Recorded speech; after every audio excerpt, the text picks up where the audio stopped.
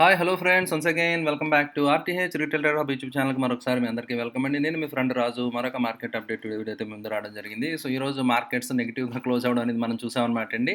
So overall market sentiment బేరిష్గా ఉండడం అనేది so మీరు క్లియర్గా అబ్జర్వ్ చేయొచ్చు అనమాట. అయితే రీజన్స్ వేరియస్ రీజన్స్ అండి, what ever it may be. So మీరు చూస్తే కనుక సో హెచ్డిఎఫ్సి బ్యాంక్ సంబంధించి ఎంఎస్ఏ రీజింగ్కి సంబంధించి న్యూస్ వచ్చింది. సో అందులో ఇంకా ఎలకేషన్ పెరుగుద్దని వచ్చింది. సో రకరకాల న్యూస్ వచ్చింది, బట్ కానీ అందులో ఎక్స్పెక్ట్ చేసినంత ఎలకేషన్ రాలేదు, అందువల్ల డిసప్పాయింట్మెంట్ వచ్చింది. సో ఇది ఆల్ ఒక రకంగా ఇదంతా చూస్తే మీకు అది న్యూస్ ఒక్కొక్కసారి నాయిస్ కింద ఉండటం జరుగుతుంది అనమాట అండి. సో బట్ కానీ ఆల్రెడీ మనం ముందే డిస్కస్ చేయడం జరిగింది. సో ఒక డబుల్ టాప్ ఫార్మేషన్ వచ్చింది అని చెప్పి మనం అనుకోవడం జరిగింది. ఎం ప్యాటర్న్ నెక్లైన్ బ్రేక్ అయినప్పుడు స్ట్రక్చర్ వీక్గా ఉంటుందని చెప్పి ఆల్రెడీ నేను మీకు చెప్పడం జరిగింది కదా ఫ్రెండ్స్. నేను లైవ్ స్ట్రీమ్లో కూడా ఐ థింక్ మనం డిస్కస్ చేయడం జరిగింది, షేర్ చేయడం జరిగింది కదా.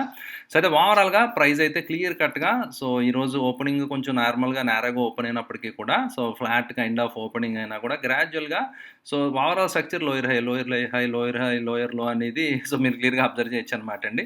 సో స్టిల్ ఏదైతే ఒక అప్వర్డ్ ట్రెండింగ్ ఒక కైండ్ ఆఫ్ అసెండింగ్ లో స్పైక్ షిఫ్ట్ అవుతున్నాయని చెప్పి అనుకున్నాం కదండి, బట్ ఆ ప్రైస్ యాక్షన్ కూడా అది కూడా ఈరోజు బ్రీచ్ అయిపోవడం జరిగింది. సో యాక్చువల్గా ఏదైతే లో స్పైక్ షిఫ్ట్ అవుతున్నాయో అది దట్ కేమ్ టు హాల్ట్ అనమాట అండి. సో అల్టిమేట్గా బయ్యర్స్ విన్ అవ్వలేకపోతున్నారు అనమాట అండి. ఎవరైతే సెల్లర్స్ ఉన్నారో అంటే బేర్స్ యొక్క గ్రిప్ కొంచెం ఎక్కువగా ఉన్నట్టుగా సో మీరు ఇక్కడ అబ్జర్వ్ చేయొచ్చు అనమాట అండి. ఒకవేళ బౌన్స్ అయ్యి రికవరీ అయ్యి వస్తే వెల్ అండ్ గుడ్. సో 24,300 అంటే which is 200 points away from current level అనమాట అండి. ఆ లెవెల్ దాటితే కనుక మళ్ళీ కొంచెం ట్రెండ్ రివర్స్ అయిందని మనం బిలీవ్ చేయాలి. సో అదర్వైజ్ ఒక మంచి సపోర్ట్ దగ్గర యాక్చువల్గా నిఫ్టీ హోల్డ్ అవ్వడం జరిగింది 24,100 లెవెల్స్ అనమాట అండి. ఒకవేళ కనుక bear case scenario most likely possibility ఉందన్నమాట అండి. రేపు లెవెల్ టెస్ట్ చేయడానికి అవకాశాలు కనిపిస్తున్నాయి అనమాట. దట్ ఈస్ 23,900 అంటే 24,000 లెవెల్ అనమాట అండి, which is around 200 points from current level, right. So ఈ విధంగా సో నిఫ్టీ అనేది వీక్నెస్ అనేది మనకి క్లియర్గా ఇక్కడ సో కనిపిస్తుంది ఫ్రెండ్స్, మీరు చూడొచ్చు అనమాట అండి. సో బేరిష్ క్యాండిల్ అనేది మనం చూడడం జరిగింది.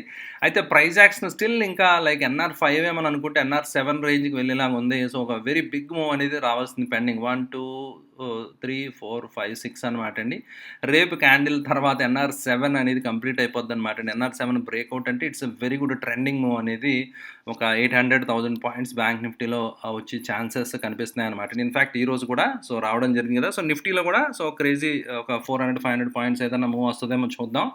బట్ చాలా స్క్వీజ్ అవుతుంది అనమాట అండి. ఇన్ఫ్యాక్ట్ మనం బొలింజర్ బ్యాండ్స్ అలాంటివి ఏదన్నా మీరు ఒకసారి దీంట్లో పెట్టి చూస్తే యుల్ గెట్ ఐడియా అనమాట అండి. సో అంటే ఇట్ ఈస్ గెటింగ్ స్క్వీజ్డ్ అనమాట అండి. ప్రైస్ యాక్షన్ అయితే స్క్వీజ్ అవుతుంది కాబట్టి సో ఎనీ సైడ్ బ్రేక్అవుట్ అనేది వచ్చే ఛాన్సెస్ జనరల్గా ఉంటాయన్నమాట అండి. సో బొలింజర్ కొంచెం స్క్వీజ్ అనేది మీరు అబ్జర్వ్ చేయొచ్చు అనమాట, నేరో అవుతా వస్తుంది కదా. సో ప్రైస్ యాక్షన్ ఇంట్రాడే మీరు లైక్ 15 మినిట్స్ అవి చూస్తే మీకు కొంచెం ఐడియా వస్తుంది అనమాట అండి. సో స్క్వీజ్ నుంచి పించ్ అయింది కదా ఇక్కడ.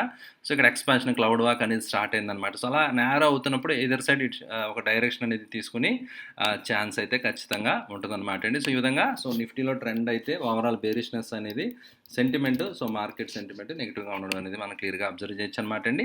And coming to bank Nifty కూడా సేమ్ సినారియో అనమాట అండి. సో నేను మనం ఆల్రెడీ డిస్కస్ చేయడం జరిగింది. So it is acting as a resistance 50,800 level అనేది ఒక రెసిస్టెన్స్ కింద యాక్ట్ చేస్తుందని చెప్పి మనం డిస్కస్ చేయడం జరిగింది కదా. ఈరోజు slight gap down and gap fill up అయిపోయినట్టు same price action, similar structure అండి, similar price action. And look at the trend line friends, right. ఏదైతే నేను ట్రెండ్ లైన్ నిన్న డ్రా చేయడం జరిగిందో ఆ కైండ్ ఆఫ్ 15 మినిట్ టైం ఫ్రేమ్లో బుల్లిష్ ఎన్గల్ఫ్ క్యాండిల్ అనేది ఎగ్జాక్ట్ ఆ ట్రెండ్ లైన్ దగ్గర దట్ ఈస్ అరౌండ్ 49,800 లెవెల్స్ దగ్గర ఒక సపోర్ట్ లాగా as of now it is holding అనమాట అండి. సో ఆ సపోర్ట్ కనుక బ్రీచ్ అయితే సో బ్యాంక్ నిఫ్టీ అనేది ఇంకా చాలా వీక్గా ఛాన్సెస్ కనిపిస్తున్నాయి అనమాట అండి. ఇట్ ఆల్ డిపెండ్స్ అండి. హెచ్డిఎఫ్సి బ్యాంక్ ఏదైతే ఉందో ఎంఎస్ఏ రీజింగ్ న్యూస్ అంతా ఉంది కదా. సో దాన్ని బట్టి దాని నుంచి ప్రైస్ యాక్షన్ తీసుకుని, ఎందుకంటే మీకు తెలుసు కదండి హెచ్డిఎఫ్సి బ్యాంక్ లైక్ రిలయన్స్ ఇవి కొంచెం హెవీ వెయిట్ స్టాక్స్ అనమాట అండి.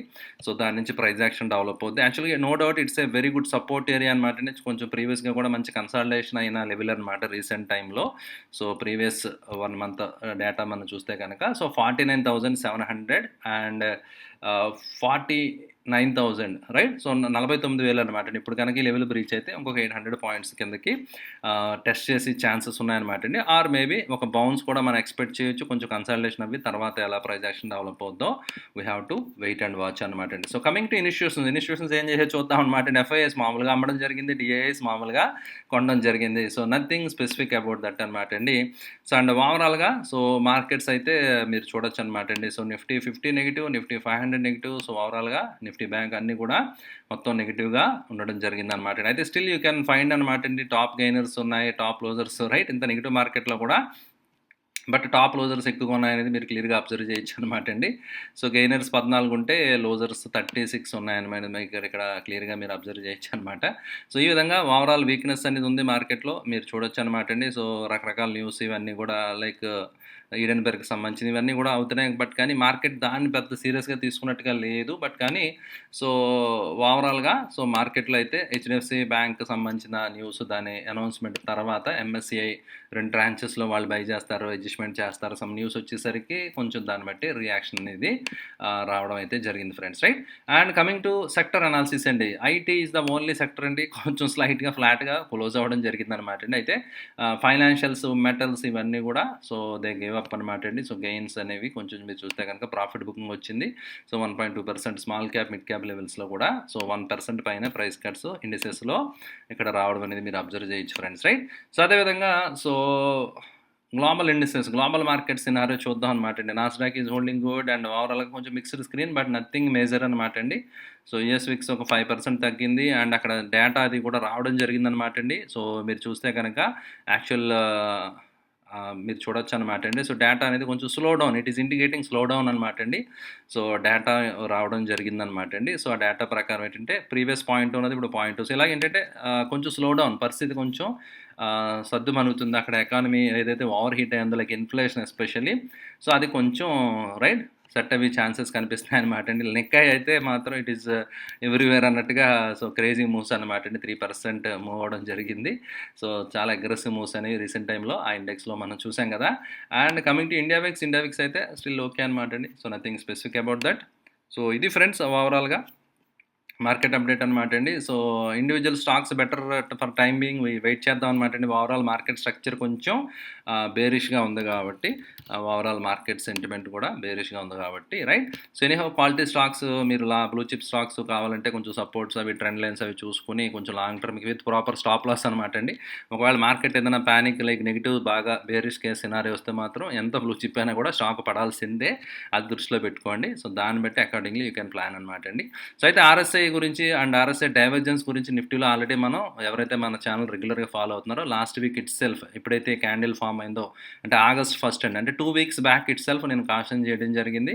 ఆర్ఎస్ఐ డైవర్జెన్స్ ఉంది, వీక్నెస్ ఉందని చెప్పి మనకి. సో ఎవరైతే మన ఛానల్ రెగ్యులర్ ఫాలో అవుతున్నారో వాళ్ళు కొంచెం ప్రాఫిట్ బుక్ చేసుకుంటే అట్లీస్ట్ దే ఆర్ రైట్. ఏవైతే ఇప్పుడు లాస్లు వచ్చాయో దాన్ని కొంత కంట్రోల్ చేసేయగలిగి ఉందరనమాట అండి ఖచ్చితంగా.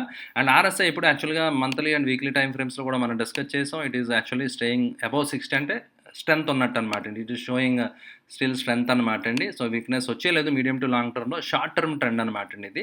అండ్ ఆర్ఎస్ఐ 40 హోల్డ్ అవుతున్నంత వరకు ఒక బౌన్స్ అనేది సపోర్ట్ అనేది రావచ్చు అనమాట అండి. But will see RSI below వెళ్ళిపోతే మాత్రం వీక్నెస్ అనేది నెగిటివ్గా కొంచెం ఓవర్ సోల్డ్ జోన్లోకి వస్తుంది అనమాట అండి డైలీ టైం ఫ్రేమ్లో. సో అక్కడ కొంచెం ఎక్స్టెండ్ అవి ఫాల్ ఎక్స్టెండ్ అవి ఛాన్సెస్ ఉంటాయన్నమాట అండి. So will see how market reacts and accordingly will plan అనమాట అండి. So this is the update friends. Thank you for watching the video. So video నచ్చితే లైక్ చేయడం మర్చిపోకండి friends. See you all, bye.